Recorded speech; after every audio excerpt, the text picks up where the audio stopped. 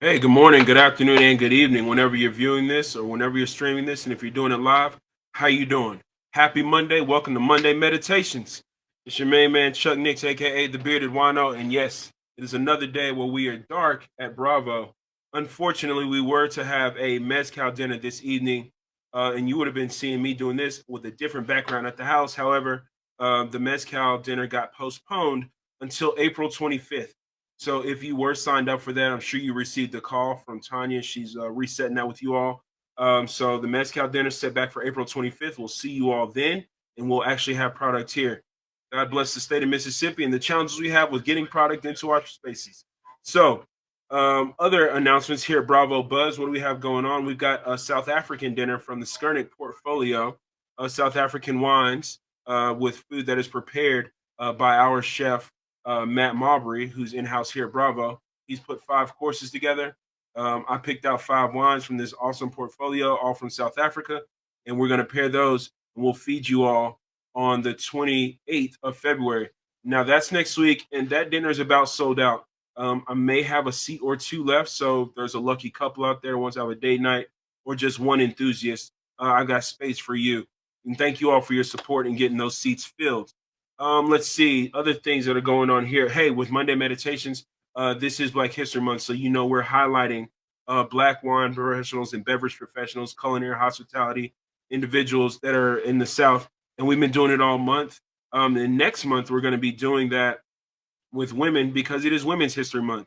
Your first guest will be Brandy Carter. She's at Elvy's restaurant here in Jackson.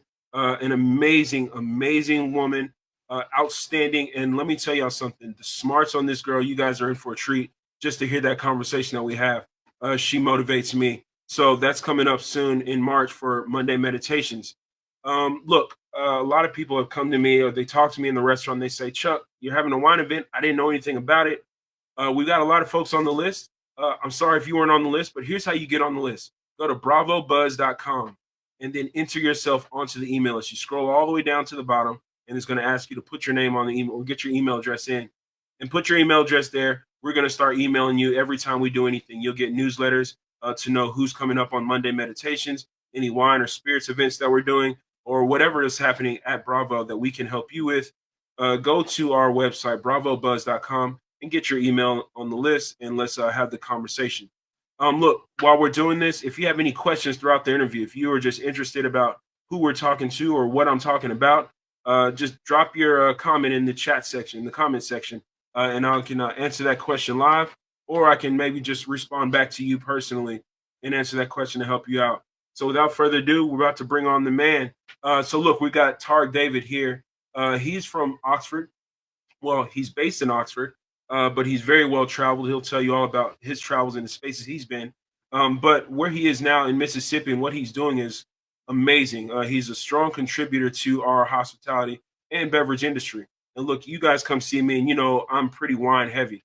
But it's not to say that I don't indulge in other spirits. Well, Taariq David has specialized in making cocktails, and his spirits education is well second to almost none, I would say.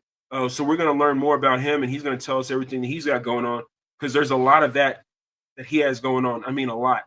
We were talking the other day, and I mean, we said we just have a quick chat. I looked up and I was like, "Yo, I got to go to work." We were just talking forever and ever. I mean, he's traveling, he's making moves, he's doing big things. He's popping in here. So look, I just want you guys to enjoy yourselves. I hope you got something poured up.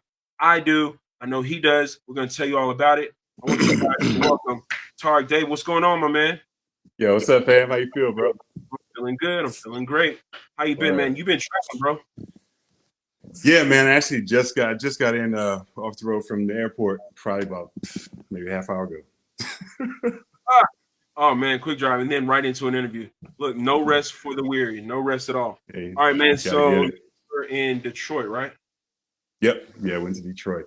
Right on. Went to Detroit. So you told me what you were doing, and I was interested. You know, so when we're in this business, right? The cool thing about our jobs, right? When you're in the beverage industry, a lot of times is we find ourselves we call them work meetings, and then the work meetings are always like full of like spirits or wine, and you're sitting down in front of you get to taste through them. And I used to do Right. this thing where I would like take pictures and I'd post it and be like hashtag my job is cooler than yours because who gets to drink on the job?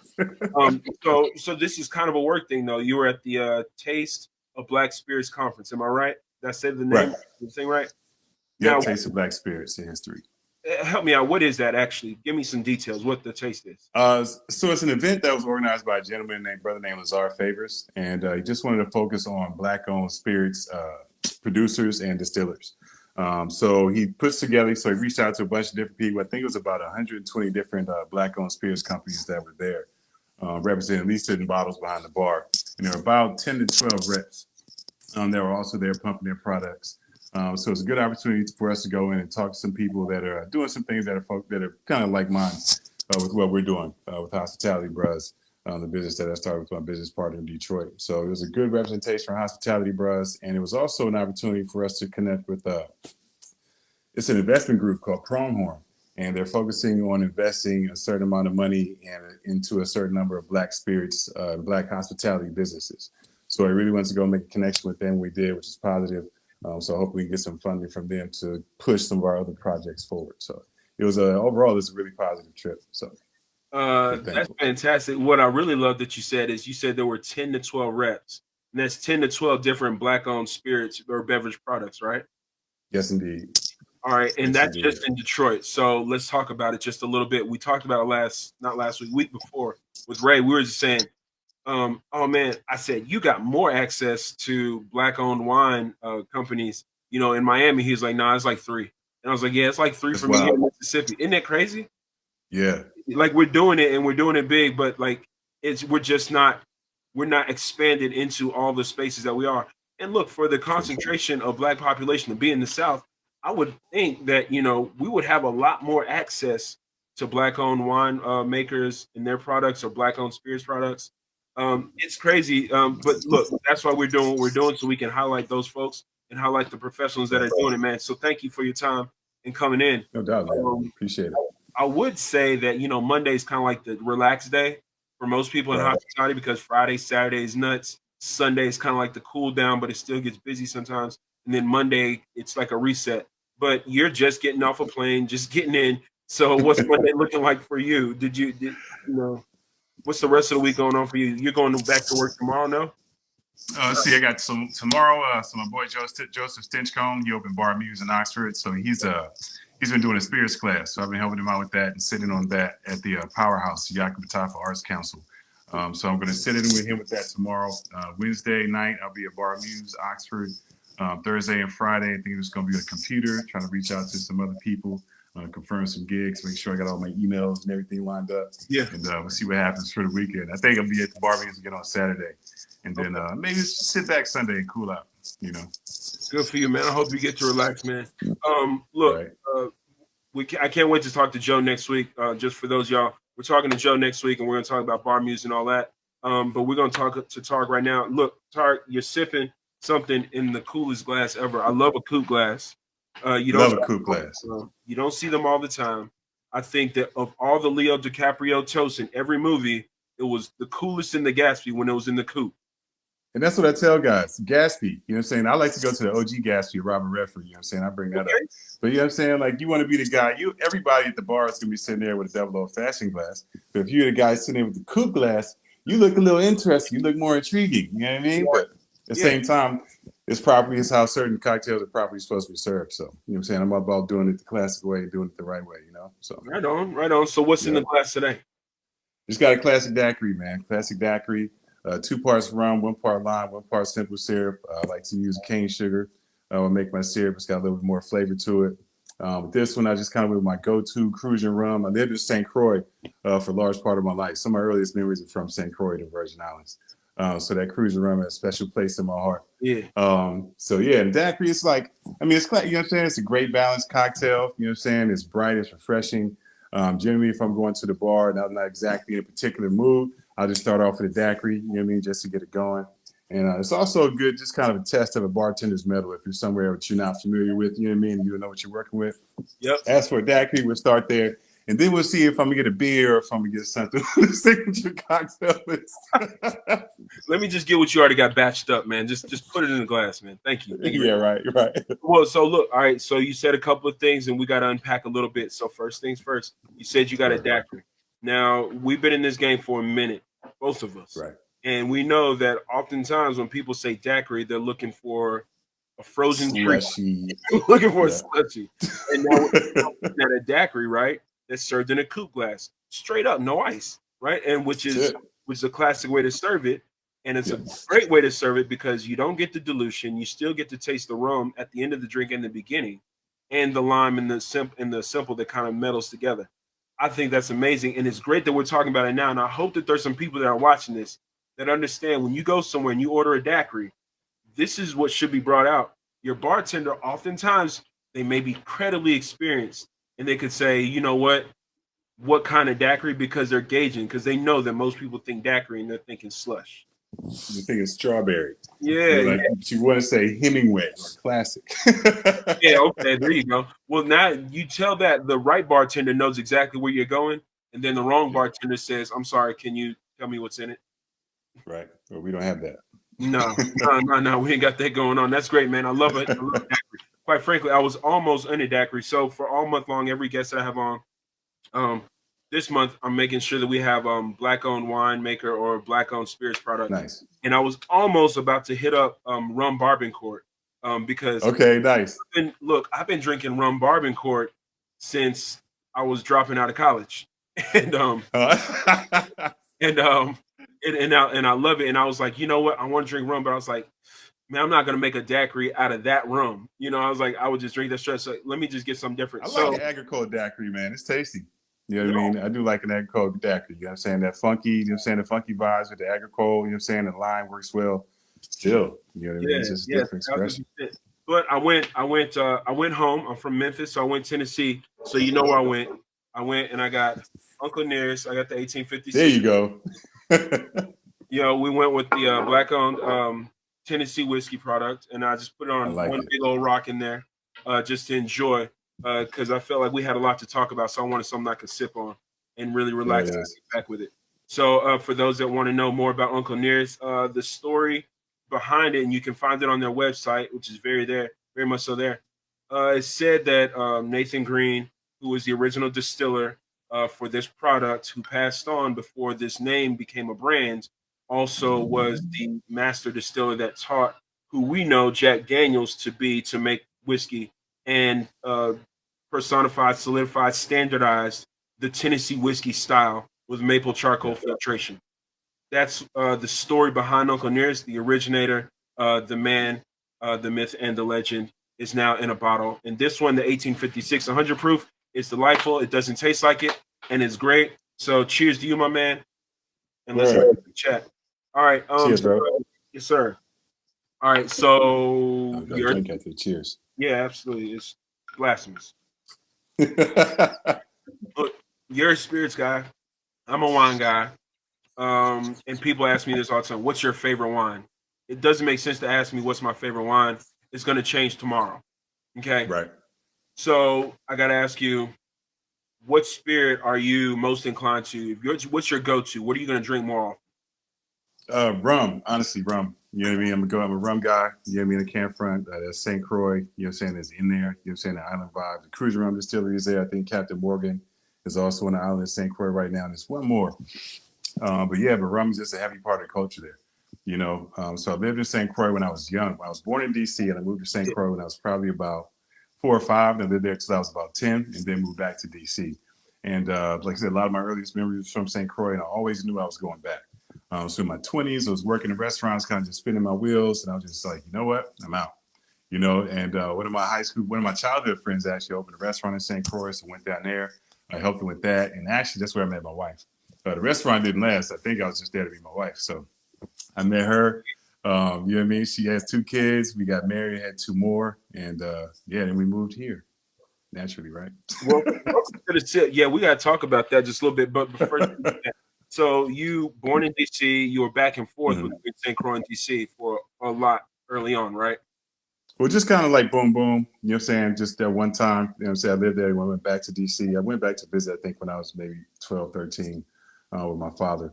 But it definitely kind of shaped, you know what I'm saying? Just that early experience with nature just kind of shaped my approach to life. And it's just a different vibe, man. You know what I'm saying? Like in the Eastern culture, you know what I'm saying, really focused on just getting it. You know what I'm saying? Grind, grind, grind, get it, grind, grind, grind. The island culture is really about different quality of life and really just quality of life and all things included in that. You know what I mean? It's an expression called liming, you know what I mean? Which really means like you just sitting back under a tree in your truck with your foot out the window, smoking a joint, listening to the radio. You know what I mean? Just liming, just like that's a thing, you know? So it's just it's a different pace of life. You know what I mean? The DMV shuts down every day at noon for lunch. You know what I mean? And this is how it is. You got to get used to it. Sometimes it's hard when you first come down there from the United States. You're trying to clack, clack, clack, clack, clack. But it's just a different, you know what I mean, nice and easy pace. So it really it gave me a good foundation. You know what I mean? I think for just moving through life. It's cool. Look, I imagine it cultured you pretty well. I mean, because you're going from that hustle and bustle DC to a whole other culture and philosophy and way of living in life in St. Croix, just liming. That's mad. That's mad cool. But you probably didn't do much liming that early because you're a hospitality. Our feet move too fast for relaxing, man. It just does that. All I right, know, look. right? So you've been in this game for a very long time. I thought I had some. I thought I had some depth in here. I'm about 2 decades in. You're over that, and you've done a number of things. We could talk about all of them, but then we would need to do 2 episodes here. Right. So let's just talk about some of the things that are most recent. Let's start with the things that are maybe more recent to Mississippi. So Right. you were the GM at Lamar Lounge in Oxford. Right. You were the GM at St. Leo also at a time. And then your community work, you are the co-founder of One Common Unity, right? And that focuses on nonviolence and peace alternatives, right? For Peace people. alternatives. It's had a big shift to multimedia education as well. It's still going on. It's still in Washington, D.C. It's still running strong. I think it has 50 employees right now, a strong board, and it's affected many youth in positive ways. You can check the website, onecommonunity.org. Still doing great things in the city. At the Josephine Baker Center is where our office is right across from Malcolm X Park. You know, Nice. if you ought to know in D.C. Hey, very nice, very nice. Look, you're the southern half of Hospitality Bros, which Yes. I love the name. I love the concept. I love everything you're doing there. You know, we talk about that, and I wish I could have did. I wish I could have. And then you also, Hey, look, you got your thing. You know what I mean? no, you got David Hospitality Services. That's your own private thing. Was I guess more in person. And then let's talk about this. You were on Parts Unknown with Anthony Bourdain, right? Yeah. You were a speaker at the Whole Foods Whole Cities Foundation. I know that was rather fulfilling because you were tied into the community. You're tied into the industry. You were embodying all that we mean to embody when we say we're hospitalitarians. It's less about the mechanics, right? Just bringing you drinks and doing the job, but it's more about the people and the connecting, the education, all those things. That's what it's about, man. For me, it's all about all those things. You know what I mean? That all this other stuff has to happen so that the purity of it can happen. But for me, it's all about somebody coming in, not knowing exactly what they want. You know what I'm saying? You talk to them. Hey, what do you normally drink? What do you like? What are you opposed to? You know what I'm saying? What's your normal vibe? Hey, let me make something for you. And then taking that first sip and going, ooh. Yeah. You know what I mean? For me, that's it. That's what it's about. You know what I mean? That's it. So that's why I work. You know what I mean? For that. That's what I do it for. You know what I mean? I just love that. Just the love and the joy that can come from food and drink. You know what I mean? It's a beautiful thing. I realized that early on. I used to bake cookies for my girlfriend in high school. You know what I mean? And then I would bake like muffins and stuff for like Thanksgiving at my grandma's house. You know what I mean? So early on, I started to affect that food. They say, you know what I'm saying, it weighs a man's heart through his stomach. I'm saying it's a woman's too. And really everybody's, you know what I mean? Yeah, we all eat. That's the universal language. That's it, yeah, right? man. You know what I mean? So I was that young 20-year-old cat, 20 plus, you know what I'm saying? It was like, yo, come over for dinner. You know what I'm saying? No, I can cook you something. You know what I mean? I had that in my back pocket just because I acknowledged that very early. You know what I mean? And then, you know what I'm saying, move it to the cocktails. Hold on, check real quick. You remember? I know you do. You remember, like in the '90s, you would watch like the TV show, and it would be like the young single playboy, and he would be like on a date. This before Netflix and chill, right? And the girl would come over, and he would be the most debonair dude if he could cook. If he could, anything, like he could like take out food in a pan. You know, she comes over, I mean? and he could just be throwing lettuce in a bowl. and I just made this vinaigrette. And he yeah, like that. You Yeah. caught some early. You caught some early. You hit the cheat code before there was a cheat code. That's what it is. Right. Look, I know we didn't hit all the bullet points on the bio because for everyone watching, go to his website, go to Hospitality Bros website, and you got to scroll, and you're gonna find this bio that almost doesn't end. This is CV that really just checks out all references. Is there anything else that we missed that you love to talk about that people should know? I don't know, man. You know what I'm saying? Check out hospitalitybros.com. You know, we do virtual presentations for people who do virtual food and virtual food and cocktail demos and presentations for people and also corporations. It's a great team building activity for people that are still out of the office, still out of the office at home, need a way to come together, do something fun. It's also fun if you have a birthday, you want to link with your boys, and you got one in Ohio, and you got one in New York, and one in DC, and one in Florida. You know what I mean? Holler at us. We'll send you a recipe list, the shopping list, the Zoom link. You jump on the Zoom link, and we'll walk you through the entire process. So it's been great. Hospitality Bros came about real organically, actually. A good friend of mine, Paul Carr, is actually also my other business partner. He reached out to me right at the beginning of the pandemic. He was like, bro, we normally go out to eat once a month. You know what I'm saying? Me and my boys, and we can't do it because of what's going on. But one of my guys is a chef. He's going to send us a recipe, and we're going to go shopping for everything. We're going to cook it, and I'm on the Zoom at the same time. He's like, do you have a cocktail you can pair that with? I was like, most definitely. So he had like I think it was like a garlic ginger cod, you know what I'm saying, with the burnt butter sauce or something. And I paired it with a simple chartreuse tonic. You know what I mean? Because there's a lot of herbs in there. You know what I mean? So I was like, I think the chartreuse sauce, 130 plus botanicals. I was like, I think that'll go perfect with that. The tonic will be dry. The lime will work well. You know what I'm saying? With the honey, with everything else it's doing, the cod is a mild white fish. So it's going to be great. So I was just like, yo, try this out. And he said, yo, it went great. So he loved it. So he was like, yo, let's do an interview for my nonprofit. I said, cool. And we jumped on a call, and in a 2-hour call, the Hospitality Bros was born. You know what I mean? And we had we had plans for the logo, and you know what I'm saying, the ideas about what we are going to do. And then a week later, somebody called me in town that works for this company called Next Gear Solutions. It was like, hey, Taariq, you're a hospitality guy. Normally have our conference, you know what I'm saying, here in Oxford every year. People love the food, but we can't do it because of COVID. Do you know anybody that does like virtual food or cocktail presentations? And I was like, well, actually, Right? you know what I mean? Yeah, And then I that know was a that. guy. It just I kind of know a kept guy. going. Yeah, right. I know a guy. So it just kept going after that. Man, that's great. It's classic. It's organic. And the first thing I say that you were telling stars, I look at God. Then the second thing I said, of course you pick chartreuse. Um, I you know, love it. we, Look, this should give you that. there it is. There it is. Yeah, just in case you didn't know. In case you Right. didn't Joe know. got one too. He'll show you his next week. Yeah, make sure. Yeah, we'll make sure he does. Like, bro, come on, man, show your camaraderie. Look, Right. the whole Bring that deal down in the back. behind the virtual thing with Hospitality Bros, and then you also got David Hospitality Services. So Right. I'm not gonna say coming out of the pandemic. I'm gonna Mm. say as we're evolving and managing it differently these days, right? 2 years Right. in, David Hospitality Services allows you to continue to do the same thing. I would argue maybe or imagine maybe on a more intimate level, right? Because you get smaller groups.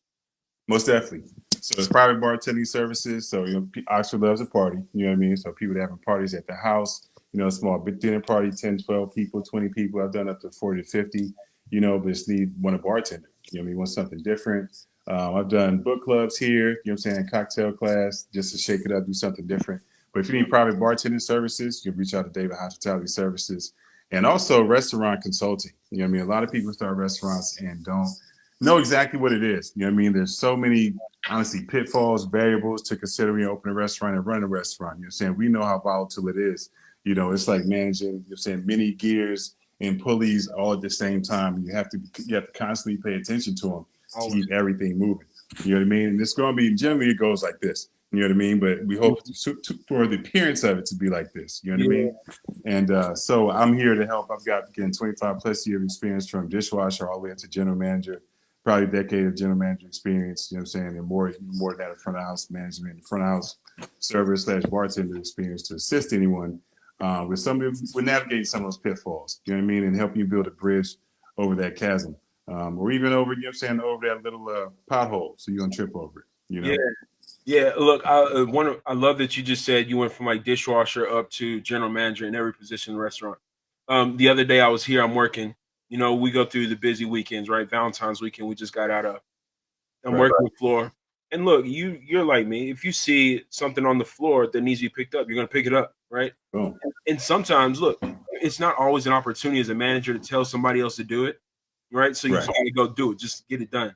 So I was like sweeping the floor under the tables. I'm like sweeping the floor, getting little papers and things that kids leave. And this guy goes, "Man, you're doing such a great job as a manager. You shouldn't be sweeping floors." And I looked at him and I was like, "That's exactly what I should be doing." Floors Like needs to be swept. I'm You going know to what I sweep mean? the floor. And I Like, always tell my team, I'm not going to ask you to do anything I'm not willing to do myself. You know what I mean? And like I find that's a good way to get your team behind you, is to make sure that you're always willing to do those things. You know what I'm saying? I've definitely been a general manager cleaning vomit off walls on Friday night. You know what I mean? Like, this is the not glorious aspect of restaurant management also that people don't always oh yeah, understand. no, You know really. what I mean? But I go in, so you know what I'm saying? So that way your team sees you doing that and they back you up. You know what I mean? So you say, hey, I need you to run this food, hey, I need you to XYZ. They're like, well, all right, he's okay. You Yeah, know what I look, mean? look, and you know, I take nothing away from all the people that do amazing work through this whole pandemic time. But man, I'm just gonna front. I'm not front. We're frontline employees. like we clean up bodily For fluids, sure. all this nonsense. So We're much. to everything, and we don't have an opportunity to regulate it. Right? You go to certain space, you Most can go, definitely. yo, you got to wear a mask. You got this. We don't have that opportunity, that luxury to tell people what to do and this and that. So we're frontliners, man, and I think that when we do what we got to do, and we're out there and we're going for it, um, I really appreciate the people that one do it next to us, that do it in the same industry with me, but also appreciate Right. those who support us through it all. Right, your guests; those are the people that are paying our bills. So you know, hats off to the guests that support us. Hats off to the people like you that are doing the good work to keep those folks coming back. Right. Let me We're ask you, trying, man. man, we're just grinding for. Look, of all the things that you do, what's the one venture that you take the most pride in? I know that's kind of like asking you which one of your kids is your favorite, but like let me like which of the things that you do um, is most fulfilling? it's tricky, man. I think the combination of Hospitality Brothers and David Hospitality Services, mostly because those are businesses that I started myself. You know what I mean? Just kind of just decided to do it. You know what I mean? And it's purely out of what I have, you're saying, within me. You know, and you know, I put in like the 10,000 hour rule. You know what I'm saying? So you put in 10,000 hours to be an expert in your field, and I put in $10,000 two and a half, three times over. You know what I mean? Yeah, So it's extremely fulfilling to honestly to just have a company, David Hospitality Services. You know what I'm saying? Boom, boom. Talk to somebody. Hey, just write me a check, David Hospitality Services, and go to the bank and deposit in David Hospitality Services account.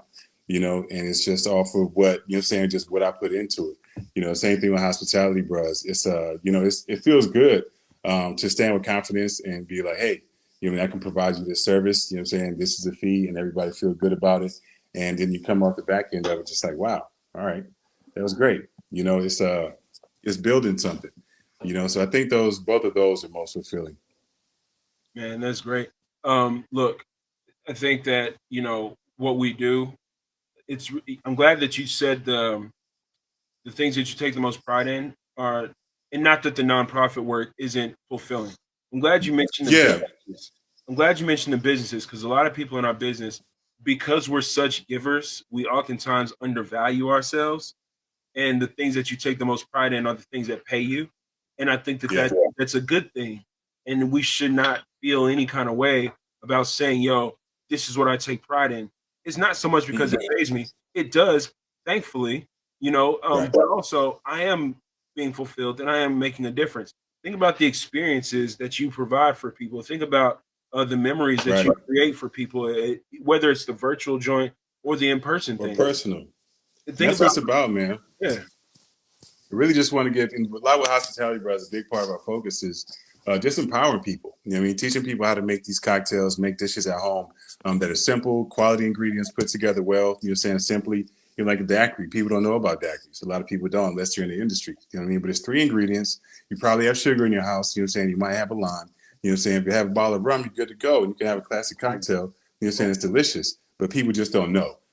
So I think it's really about teaching people, empowering them, and especially our people. You know what I mean? A lot of times we get stuck in our boxes, of what we drink, our Hennessy or Naughty Head or XYZ, you know what I mean? But there's so much more out there. You know what I mean? I always try to encourage people just to expand, to improve your own quality of life. You have to eat every day. If you do drink, try different things. So many different things out there to drink. You know what I mean? You can never taste them all, never drink them all. That's probably one of the biggest things that hurts me is I'll never be able to try all the liquors or the liqueurs, you know what I'm saying? Because it's more constantly made all the time. I'm sure you feel the same way about the wine world. You know what I mean? It's a never-ending it's a never-ending journey, man. But it's a beautiful thing to expose each other to. Look, we're gonna jump off these questions for a second. Look, you just said something really major too, especially in our community, because a lot of folks, we have this idea that things need to be validated.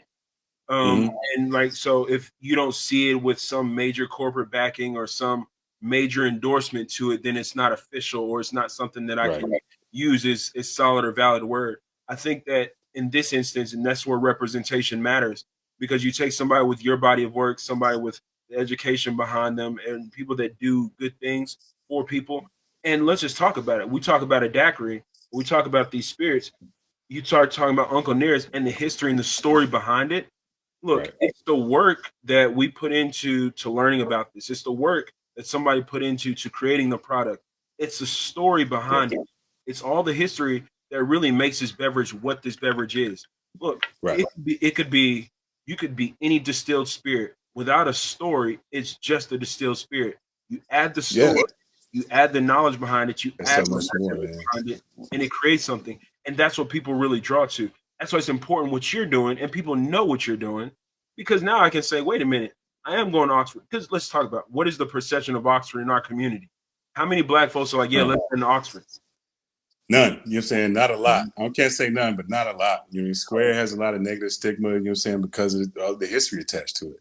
You know what I mean? It used to be a popular thing, for cats to come out of the football games, if they were waving their little Confederate flags and if they saw a black person in the square, knuckle them up, like, that's still that stain, that emotional stain still exists. People feel that. It's still a huge Confederate statue in the square. That actually, Oxford, the supervisory board of Oxford, hopefully I'm not getting it wrong, but decided they voted to keep it there. Even though the people was mad protests about it. So black people feel that, Also, it's a lot of things in the square way overpriced, but it has this stigma of being not for black people. You know what I'm saying?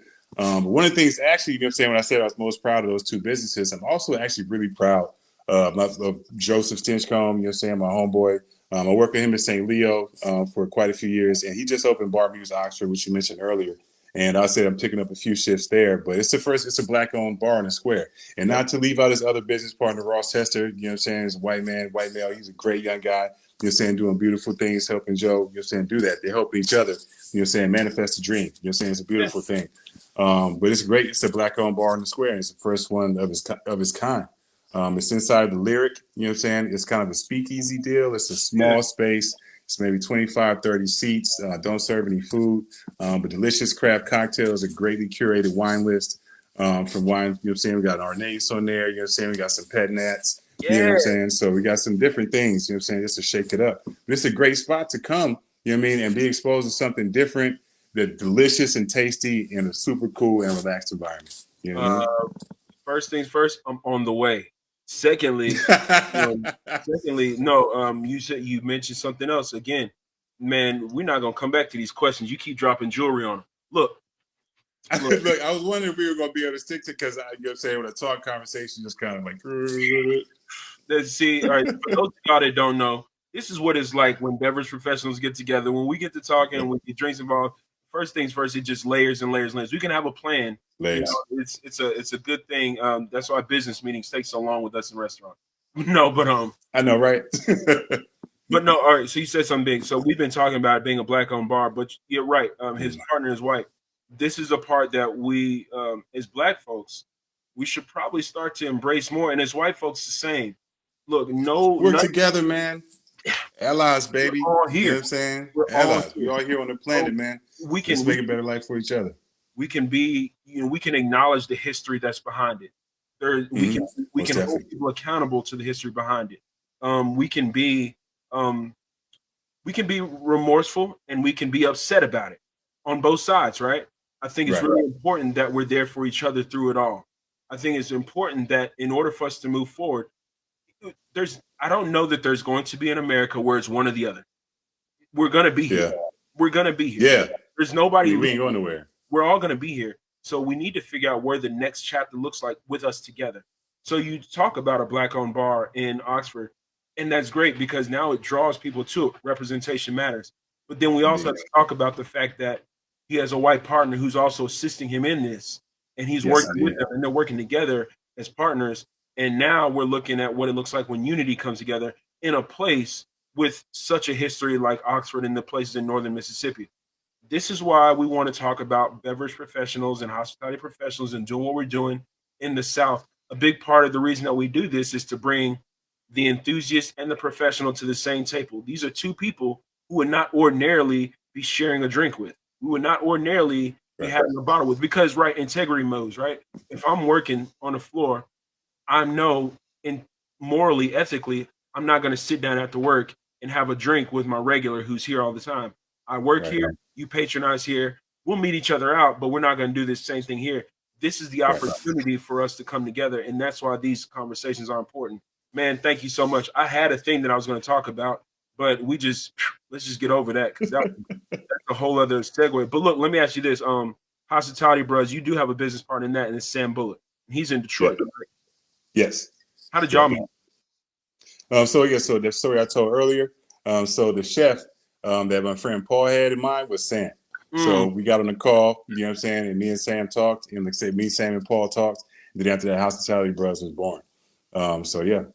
All right. So that's how we met. So actually, he's like the first person that I met on the internet. You know what I mean? Like I know that happens for a lot of younger people. You know what I mean? Honestly, I didn't think the internet was gonna make it. Internet came out when I was in my last year of high school. I can't even front. You know what I mean? I was like, what is this? I was like, this ain't gonna. Yeah, you know what I mean? It's like right at the beginning of AOL. You know what I mean? Was when you're saying I was leaving high school, and I was like, what is this? This ain't gonna make it.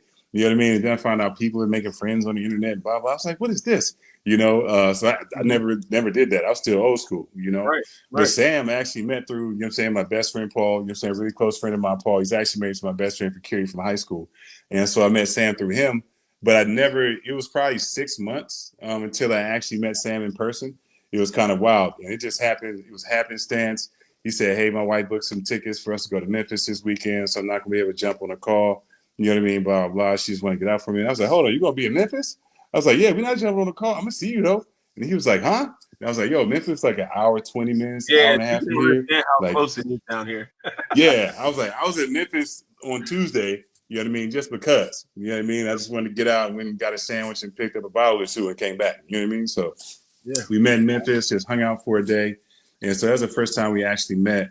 And then this past weekend, I went to Detroit. And myself, Sam, and Paul actually got to really dig into some work for the first time. So it was actually the first time Hospitality Bros was together after our business has been in operation for a year and some change. And yeah, we already made a good bit of money together. So it's kind of wild.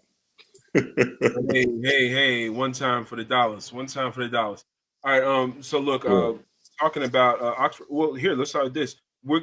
So everyone watching, we are going to talk to Joseph Stinchcomb next week. He's going to be on. We're going to talk more about Bar Muse. We're probably going to talk about the relationship between Joe and Taariq, and eventually, all three of us are going to be sitting somewhere sharing a bottle or bottles or drinks or whatever the case is. But look, how did you meet Joe?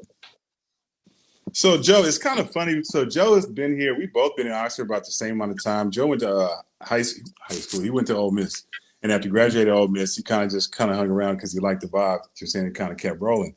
And I knew Joe. It's crazy because we had the same circle, but me and Joe had never met.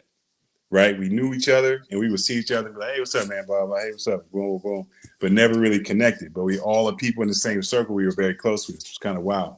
And when St. Leo was happening, so St. Leo, very early, I was sitting with the owner before it had a name, before it had a location, and we were brainstorming on people that we wanted to bring in. And I was like, I want Joe. And Joe had been bartending at Proud Larry's for about 4 or 5 years at that time. And he went us through a cocktail menu there, but that kind of wasn't really Proud Larry's thing. And I was like, I know he has a skill, he has a people skills, and really for me, I knew that Joe cared about family. You know what I'm saying? His work family. And when I saw Joe, so I was talking about it, and actually I told one of my boys, I was like, yo, I need you to get in Joe's ear. You know what I'm saying about St. Leo. I need you to get in his ear. He was like, all right, cool. But I saw Joe, you know what I'm saying, before he got in his ear, and I was like, hey man, what's up, Joe? Blah, blah, blah. We started talking. And I was like, hey man, what's most important to you? You know what I mean? He was like, what's most important to me is family. You know what I mean? It's like my work team in Proud Ladies, it's like my family. We go to New Orleans together, we do this together, we do that together, boom, boom. And I was like, I feel you. That's also really important to me. You know what I'm saying? As far as just like team that I build, you know what I'm saying, leading the team, we're all in this together. I'm not going to ask anybody, just like I said to you earlier, I'm not going to ask anybody to do anything I'm not willing to do myself, you know, but it's really about the hospitality thing purely and bringing joy to other people through food and the experience, you know what I'm saying? And Joe has that truly in his heart, you know what I mean? So that was like really our first coming together. At St. Leo, I was a general manager and he was a head bartender. And we hung out a good bit, but our relationship was different. And during that process, or maybe after that, I can't remember if it was at St. Leo. I think it was while we were at St. Leo.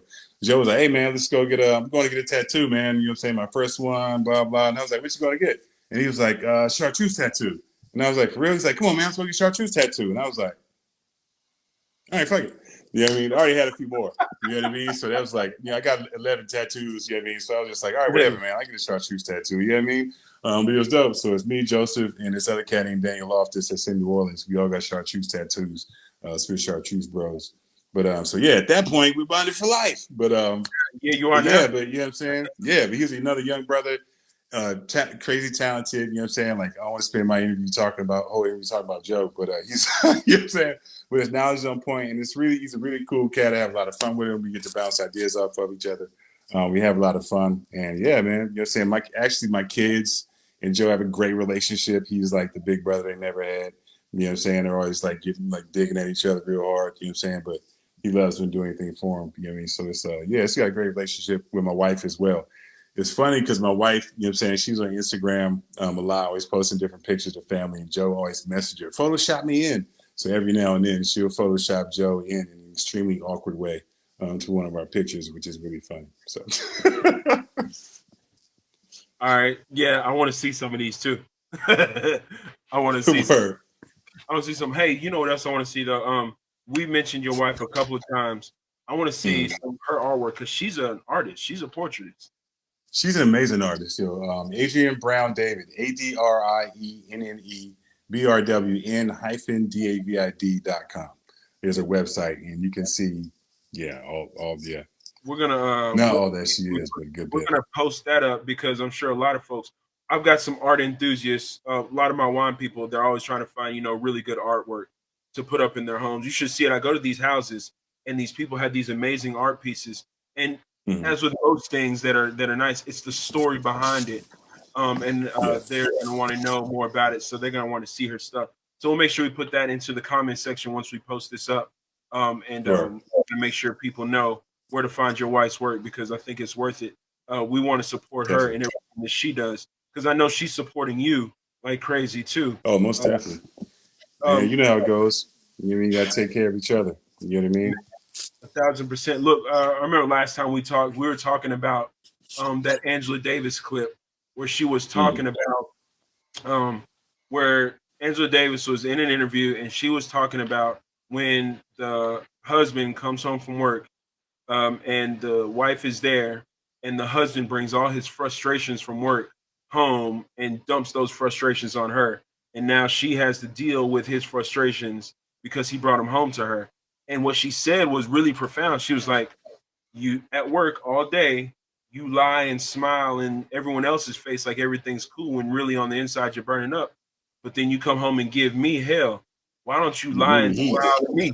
Lie and smile to me Yeah, because right. I'm the person that's really going to, hold you down. And I got your back. Yeah, Why don't you give me that? yeah, I want a better version of you because I'm going to yeah. give you the best version of me. And that's what our spouses have to deal with when they come home. You have a very positive home life with your family, with your wife supporting her supporting you. Um, for other hospitality professionals and Mm. beverage guys that are out there, what are some tips if you were giving a hospitality guy? Say there was a guy that worked with you. He's like, "Yo, I'm about to get married. He's a bartender. He's about to be a manager. What advice would you give him for a positive home life?" I would tell him it's hard. You know what I'm saying? But like you said, but as much as you can, you know what I'm saying, leave the shift with the shift. You know what I'm saying? Like when you leave the work, you know what I'm saying, keep the work at work and the home at home. You know what I'm saying? I used to do a thing. I used to, when I would come in from the shift, I'd tap the door. You know what I'm saying? Before I leave the house, you know what I'm saying? Tap the door. When I leave the shift, tap the door. I'm leaving this here. You know what I'm saying? Right here in this threshold. You know what I'm saying? Because it is, you know what I'm saying, it's a lot. You know what I mean? Our spouses go through a lot just with the hours that we work. You know what I mean? I'm working 60 hours a week. I had 4 daughters. You know what I mean? So now they're older. You know what I'm saying? But they were younger when I was general Yeah. manager real hard. So I'm out of the house all the time. You know what I'm saying? It's a struggle for me to catch things. I'm squeezing in ballet recitals. And God forbid anything happen on a Friday or Saturday night. You know what I mean? I can't be there. You know what I'm saying? I know, right? So our spouses, you know what I'm saying, they carry that. You know what I mean? They handle, you know what I'm saying, the things that we can't be there for. They fill that space, you know what I'm saying? They console the children, you know what I'm saying? Let us know that we're there, but you know what I'm saying, Daddy got to go make the money, you know what I'm saying, whatever it is. So it's I'd say try to just leave work at work and home at home. You know what I'm saying? Don't come home and talk to your wife about your shift and the jackass, you know what I'm saying, or the toilet that backed up or whatever. Even though you need to get it out, she don't really want to hear that shit. You know what I'm saying? And she's there for you, you know what I'm saying? But she really wants to talk to you because you haven't been there all day. You know what I mean? And that's not the you that's not the part of you that she needs right there. You know what I'm saying? No, Um, so thousand yeah, percent. You know, I understand. right. 4-year-old I at know. home. My wife Right. is Look, like, even with your wife being in the industry, still understand, you know? yeah, yeah, and she was in the Yeah. game. So, but like, you know, your wife or whoever's at home, you know, whether it's vice versa, your spouse, man, they're there to support you. And let's be clear, if they support you, and they do, they're gonna ask you Mm-hmm. anyway. They're gonna ask you eventually anyway. You got the How was your opportunity to day? figure it out. She's gonna come back around to it. You can come home happy, jolly. You know everything's great, and you know what you're doing. We know you're leaving it at the door. And you know Yeah. what? She's gonna over dinner or over that late night drink or whatever. She's gonna say, "Man, babe, how was work today?" Yep. and then you get to You know what I say, mean? "Well, this is another." But it's really important for us to understand that this is not. It's the opportunity for you to kind of vent and really Right. get on your soap dish. But at the same token, make sure that you're communicating well and doing it in a way Most definitely. that she's there to support you. I think that's positive advice, especially for those coming in, because there's a lot of guys coming up after us that are going to need to know how to manage it. I know many hospitality guys above me that have Mm-hmm. always said, first off, most of them married somebody that was in the restaurant with them. But then a lot Right. of them will always say that, I'm on my second restaurant wife or whatever the Huh. case is. It's the Yeah. nature It of business. happens. I'm Happens. Yeah. For sure. this is my first and only wife that I will ever have in life. I'm just Yo, gonna say straight that. up. That's where I'm I'm not. at. You're saying my wife. My first one, we've been, I think, 17 years this Yeah. year, 17 years. You know what I mean? And it's funny. We always say to each other, like, on our anniversary, like, damn, man, I still love you. I still, you know what I'm saying? I still like you. You know, I still like You hanging know what out I'm with you saying? every day. It's crazy. You know what I mean? I never imagined after all these years. I also, like, yo, this, like, I always say, like, I don't think that this is not going to work out. But if it didn't, I ain't doing this again. You know what I'm saying? Like, Not doing it again. yeah, like, And again. this is just the wife. But This is my again, wife. And that's it. I told my wife, and I said, babe, if I ever get so bad that you think about leaving me, I said, just let me know where you're going, and I'll meet you there. I know that's right. And I was, That's and it. the straight face I just gave you is the same face I gave her. It's like That's right. Like, we're not gonna do that thing. It's not gonna happen. nah. Right. My wife always says her Aunt Jean. You saw her say, you know, people talking about getting divorced now, so I divorced, blah, blah. So it says her Aunt Jean say you stay married because you want to. 1,000%. That's 1,000%. So it. establish it now. Man, look, you have dropped all sorts of knowledge on the people today. You've definitely enlightened people on what we have going on in the South, and especially in Oxford. So let's see, people can get in touch with you how? What's the main way that we can get in touch with you? Where you want people to find you? Instagram. Find me on Instagram, Taariq David, Yep. TAARIQDAVID. You know what I'm saying? Also, Hospitality Bros on Instagram. Hospitalitybros.com is our website. And that's BRUHS. You know what I mean? You want to make sure it's like, it's bros, it's us. What Yeah, up, hey, bros? it's incredibly representative, right? Look, I saw it and I knew there was family in it, and I was like, somebody did hospitality, bros. That's cool, and they're Word. successful and they're doing it. I was like, I need to know who these bros are. That's how I knew who you were, and then from that point, I was like, I need to make sure we make the connect, man, and here we are. All right, look, man. Everybody's got to know the same things about everybody, so I want to find a way to connect us all. I'm gonna ask you a couple of questions, and I know you got good answers for them, especially this first one. I saw you answered it from somebody else, but it was a little bit different. If you could share a bottle or drinks with any person, dead or alive, who would it be? Man, it's a lot of that. So I got to pick one. Got one. So I pick one. So it's tricky because this cat, so he doesn't drink. You know what I'm saying? I pick in different phases. So I gotta go with Malcolm.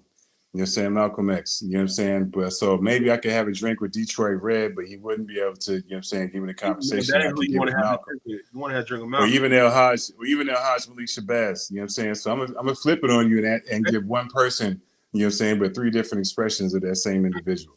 You know what I'm saying? Malcolm X, Autobiography of Malcolm X is probably one of the most powerful books that I ever read. I read it when I was probably 11 and 12 years old. And for me, even before I started reading it, I was like, yo, we know how just Malcolm X, you know what I'm saying, the effect that he had, regardless of how people felt about him, the effect that he had on the world and perception. This is his brain on paper. You know what I'm saying? I'm taking this in. You know what I mean? And it was extremely powerful for me. And even speaking and mentioning those three names, one of the things that was most powerful for me about that book was that Malcolm X went through transformations throughout his life. You know what I mean? And he was very honest about where he was in each phase of his life. You know what I'm saying? And he lived that phase to the fullest. You know what I'm saying? When he was in it, when he was Detroit Red, he was Detroit Red, Harlem Red. He was doing it. You know what I'm saying? He was doing it. He was, you know what I'm saying, finding women for cats. You know what I'm saying? He was moving herb through the railroad lines. You know what I'm saying? He was Lindy hopping. You know what I'm saying? He was doing the thing. You know what I'm saying? Then he went to Malcolm X. Malcolm X hardcore. And then after Malcolm X, he went to El Haj Malik Shabazz. And the thing about that most powerful that one right there is most powerful to me. Because he said in the book, he said he viewed Elijah Muhammad as he feared Elijah Muhammad as someone fears his son. But not like as you fear a man. He's like, he used the term arterare. You know what I'm saying? It's like a Latin term. He said, and that's like you fear something like you fear the power of the sun. But yet he stood up to the sun and was like, son, that's not right. You know what I mean? And I'm not going along with this. I'm speaking against you, son, and I'm going to do this. You know what I'm saying? Yep. And that to me is extremely powerful. And it was also wild the end of the book where he was like, I know they're coming for me because I trained them. You know what I mean? They're coming for me because I trained them. I created, you know what I'm saying, the philosophy, a lot of philosophy and ideals that exist, the zeal that exists within the nation right now. You know what I'm saying? So they're coming for me. So I got to say, Detroit Red, Malcolm X, and El Haj Malik Shabazz. But only one of them's going to drink with me, though. Only one of them's going to drink with you, but then by the time you're done drinking with them, you're going to have a cup of coffee, and the conversation is going to get a lot better. That's right. That's how it's going to work. These answers get better and better every week. Every week they get better and better. Right? All right, so look, let's start with this. What beverage or cocktail, and I would say glass of wine or grape variety, but you're a spirits guy. What beverage or cocktail best describes you? Last word. Oh. All right, tell me what the last word is. Tell them what it is. Last word is equal parts green chartreuse, Luxardo maraschino liqueur, and gin and fresh lime juice. It's delicious. It's crisp. It's dry. It's boozy. It gets you there. It's a great nightcap. It has my favorite ingredient, chartreuse. It has an ingredient, gin, that I stayed away from for 20 years because Snoop Dogg gave us bad advice. And then I was reintroduced with it. You know what I'm saying? Joe, you know what I'm saying? Joe reintroduced me to it. You know what I'm saying? I say he opened my mind up to being open to exploring it again. You know what I mean? And trying some other gins. You know what I'm saying? And it speaks to me. It stands strong. You know what I'm saying? It's balanced. It's classic. Created Detroit Supper Club, you know what I'm saying, in the 1930s. It's amazing. I love it. Yeah, that's me. You said Snoop Dogg gave us bad advice about gin. He did, yo. He told us to drink Tangerine and orange juice. That's not good.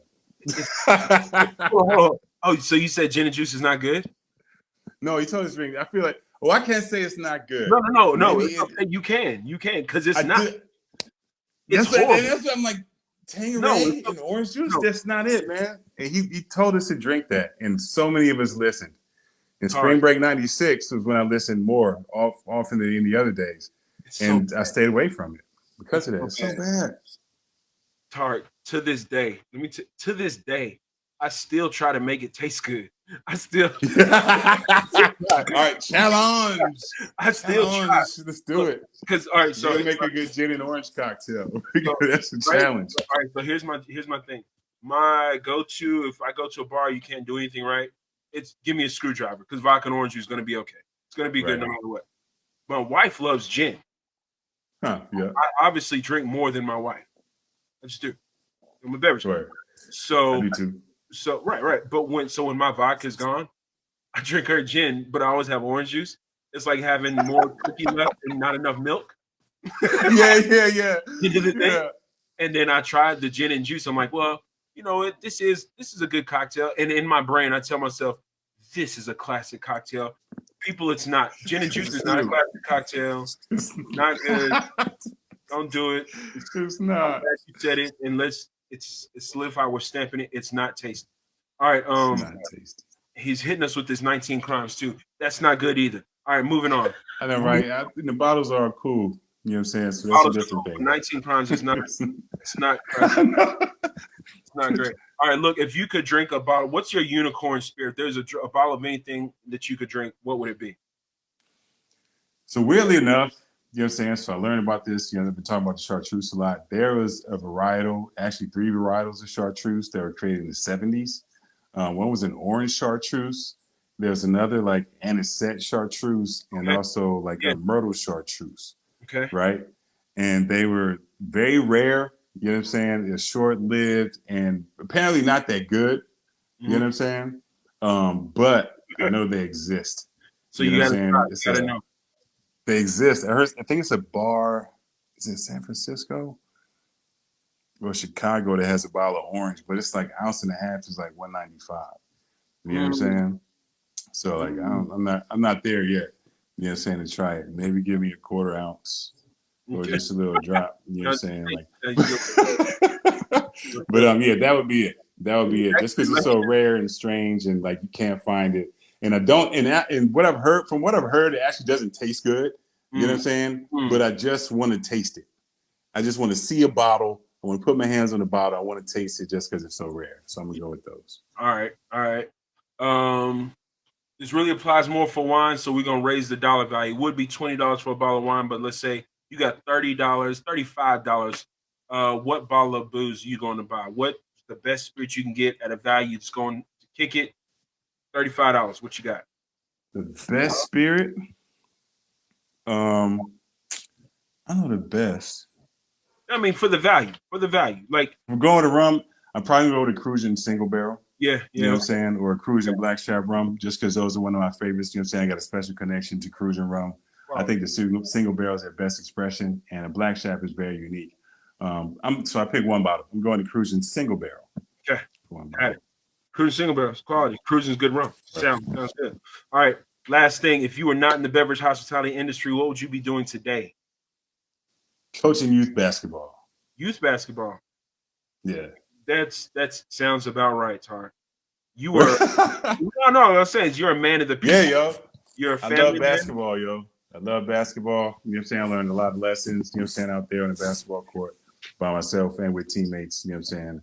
I love the game. I love organized sports. And it's actually one of the questions when I was doing interviews, you know what I'm saying, my general manager days, I would ask, like, have you played organized sports before? Have you played team sports?